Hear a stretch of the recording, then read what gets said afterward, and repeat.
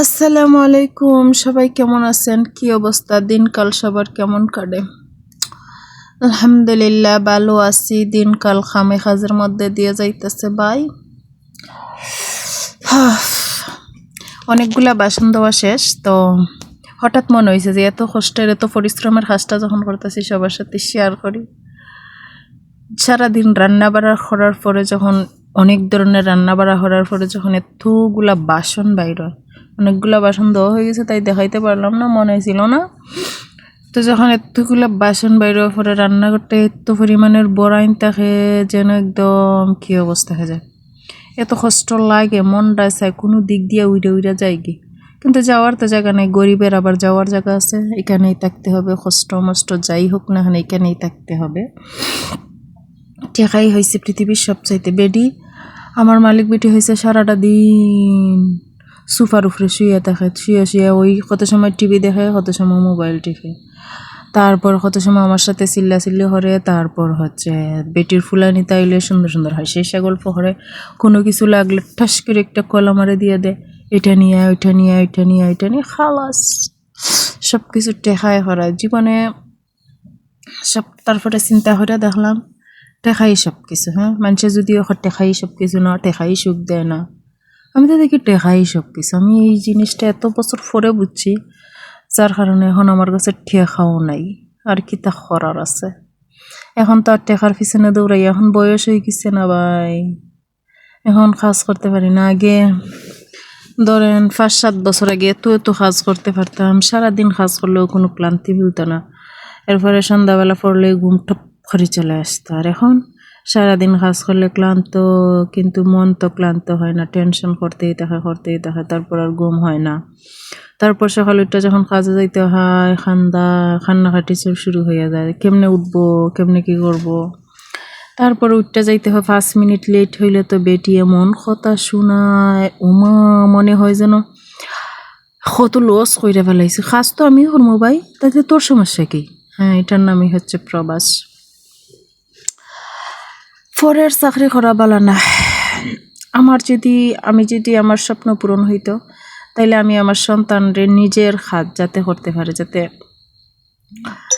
চাইলেই করবে না চাইলে নাই, এরকম একটা অবস্থানে দিয়ে যাইতাম। আগে যদি এটা বুঝতাম তাইলে তো টাকা পয়সা এইভাবে নষ্ট করতাম না। কিন্তু সব টাকা পয়সা নষ্ট হইলে এখন বুঝতেছি জীবন অনেক কঠিন। কেউ কারো না, কেউ না। যার খেউ নাই তার আসলে খেউই নাই। তার উপরে আল্লাহর রহমত হয়তো বা আখেরাতে থাকবে, দুনিয়াতে আর থাকে না। সবার কেউ না থাকলে আল্লাহর আলহামদুলিল্লাহ এসব হইলে ফাফ হইতে পারে। যাই হোক, যেভাবে দিন যাচ্ছে যাক, আর এইসব ভাববে লাভ নাই। তো সবার দাওয়াত রইল, আইসেন একদিন কুয়েতে বেড়াইয়া যাইয়েন আর আমার কাজে হেল্প করে যাইয়েন। দেখেন বাসনগুলা কি খালা না, আমি আইয়েই পাইছি এরকম খালা, কিন্তু আমি বালাটিকে ডইলে মলিয়ে দিই এখন। আর এগুলা সারে না রে, তো সারানোর চেষ্টাও করি না। বেডির মেলে যতই সুন্দর করে কাজ করো না কেন কোনো লাভ হইতো না। একটু নিচ থেকে বেশি হইলে এমন কথা শোনাইবে, এত সুন্দরের কোনো দাম থাকবে না। এই জন্য ভাবলাম জাগা যেমনি আছে এমনিই থাক।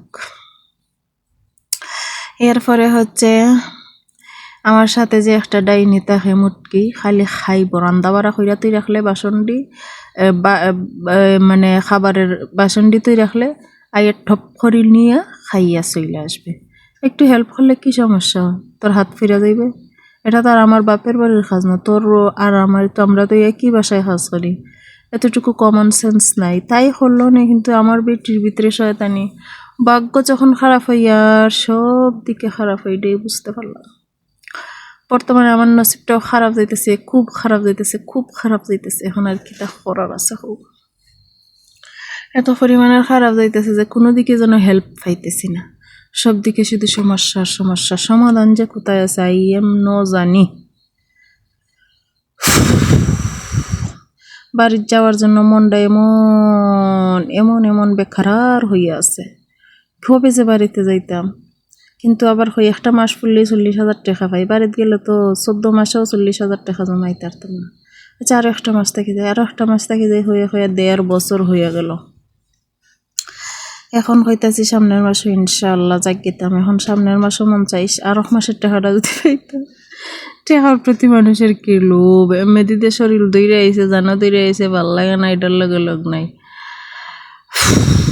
মনটা এসা একটা জামাই ফাইলিতাম, বিয়াটা হরিল তার তোমার হয়তো আমার বইয়া বইয়া খাও বই না, আর তোমার আর কষ্ট করা লাগ, সরি বউ, খাও বউ, আর তোমার আর পরিশ্রম করা লাগতো না। অনেক কয় ফাইতায় বালা মানুষ আজকাল মানুষের খারে বিশ্বাস করতায়।